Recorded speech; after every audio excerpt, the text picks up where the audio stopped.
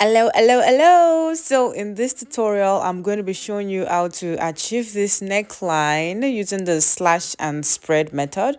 So if you've been looking at this style and you've been wanting to know how it's done, stay with me. Let's do this. Okay, for this tutorial, to make this neckline, the first thing that we're going to start with is to leave about 3 inches space from the top of your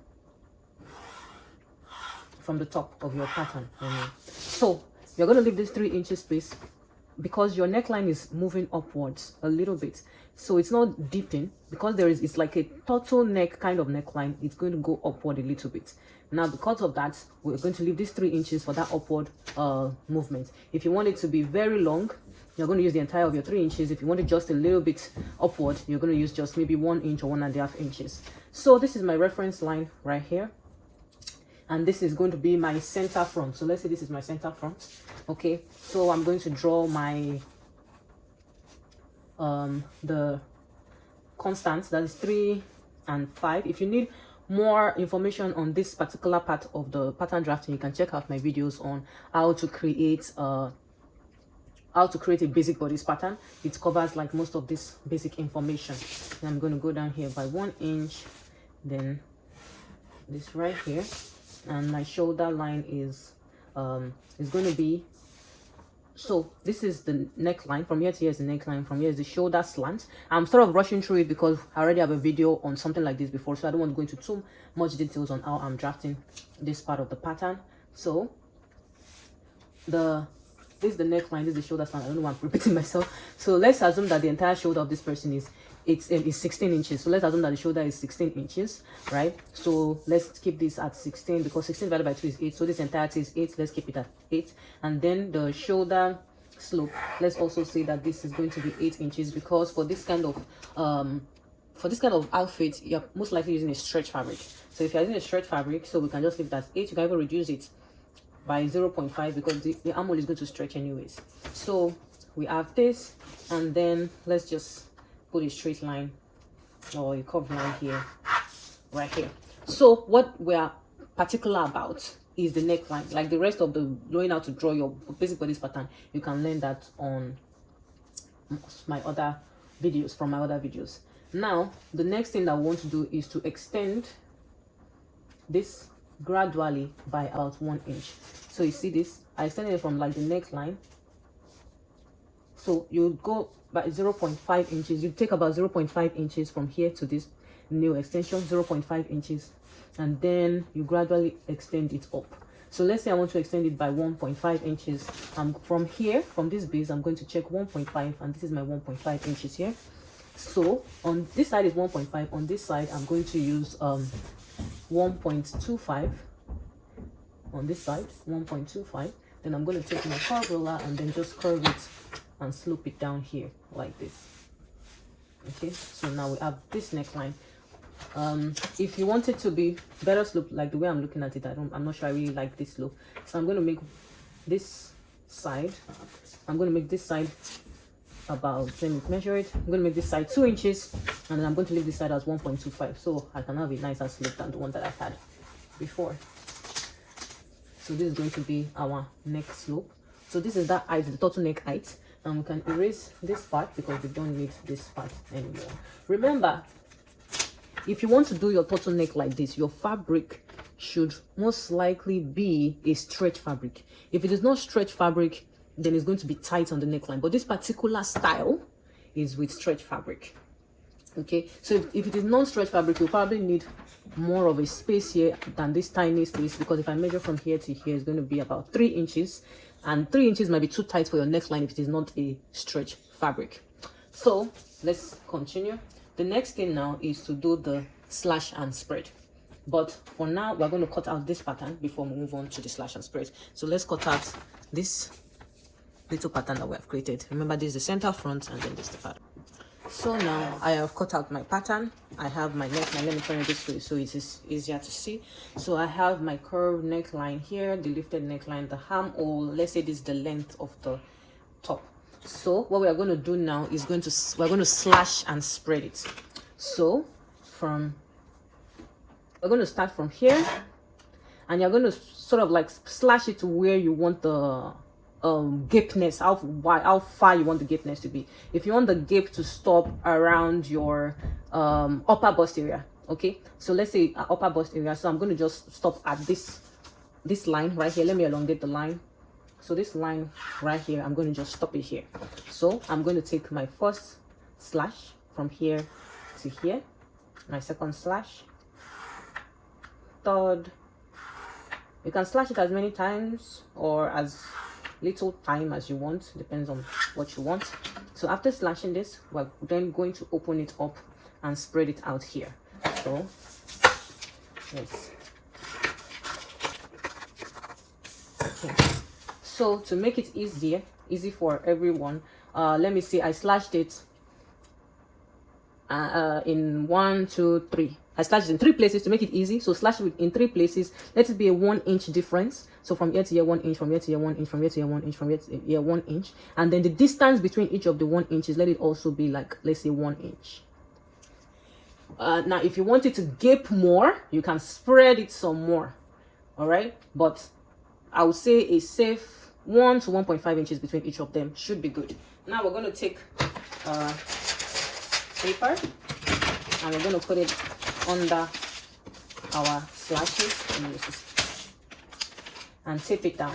Okay, so now let me open it. So this is the first, let me shift it up. So this is the first one. I'm going to use paper tape to glue it down. So this is the first one. I'm going to leave about 1 inch difference, tape it down again, another 1 inch, let's say 1, it's looking like 1.25, tape it down. Don't mind me, I'm eyeballing it. I know I didn't use my tape rule, I'm eyeballing it, but it's looking like 1.25. So between each of them I used 1.25. So after doing that, I'm now going to cut this out like this, cut this one, and then the neck eyeness of the neck. Yeah, so now we have this. So you see, this is the pattern that you are going for this next slash. So now I'm going to take stretch fabric and then cut this pattern on the stretch fabric. So this fabric that I'm using is like a lycra fabric. It stretches, so it's a lycra fabric, spandex. So the fabric has spandex. If it stretches like this, that is great. If it stretches 4 ways, it's great. If it stretches 2 ways, then use the stretchier way as your horizontal measurement. So like this. Now you see that my pattern is like this, and if I do it like this, that means I have to divide my front into 2, and I do not want to do that. So I'm going to tilt it a little bit like this, and since the fabric stretches, it is going to forgive me enough so that when I cut it out, I can still shape it on the side and it's still going to fit very well on the person. Okay, so now I have tilted it this way so that I would not have to cut it in the middle. So now let us cut our pattern. I'm going to start from the top. Okay. We have this now. This is what we have, like this. You see that? So this is what we have now. So I'm going to go put this or drape this on the mannequin for you to see what it looks like on a mannequin, because this place is going to be draped this way, or this way, depending on how you want it. But I'm going to put it on the mannequin to show you what it looks like with the neck. All right, and then since the front is this way, remember that this is just the front. The back, you're not slashing and spreading the back. The back is going to be your regular pattern without slash and spread. So the back is, for example, going to be way smaller than this. So let me split this. I hope you understand what I mean. So look at how small the back will be, like how much you are removing from the back compared to the front. So the back is going to be the regular one that I did first, the regular one before the slash and spread. Only the front gets the slash and spread. Okay, so now let me go put this on the mannequin and let's see what it looks like. Okay, based on the pattern that I did, it is sort of like a plus size kind of pattern. Now look at, this is what we have. This is our shoulder here. So I'm going to first of all pin the shoulder, so you know where you're going to join to wear for your front and your back. So this is our shoulder. This is the other shoulder. Okay. Now remember that our neckline is, I wish this neck was longer. If this was a real person's neck, maybe it would be longer, but because this mannequin's neck is short, I'm gonna, let me fold it by half an inch. Okay, so on this side I'm gonna pin it down. I'm gonna fold this here. I hope you are seeing the concept already. And then we have our gape. Okay, so we have our gape here. Now this gape is fine for me. Like for me, for example, this gape is fine for me. But if you want the gape to be more than this, like if you want it to gape more than this, then that means when you slash and spread, remember I spread mine, let me show you my face. So remember when I slashed and spread mine, the space between each of them was 1.25.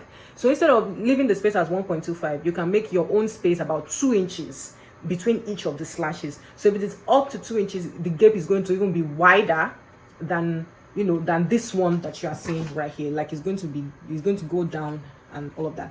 So I just realized that the neckline that the OG neckline is the one that is on my neck right now, which is interesting, but I didn't do the gaping one, but this is like the regular one. And you see the fabric is stretch fabric, so that makes it very easy for this turtleneck to actually snap on my neck, even though the circumference that I used was small, but because it stretches, it snaps on my neck, or you know, whatever it is that I'm saying. But I hope you get I hope you get the message I'm trying to pass across though. So if you want it to look like this, you can just stick to the methodology that I already gave. But if you want it to gape some more, then you can increase the spaces in between each of the slashes. And also, instead of using 2 inches height, you can reduce your height by half an inch or 1 inch, depending on how gapey you want it to be. All right, thank you. If you really like this tutorial and you would want to see more of it, please give me a like give me a like on the video. Say something in the comment section. Thank you very much. Bye.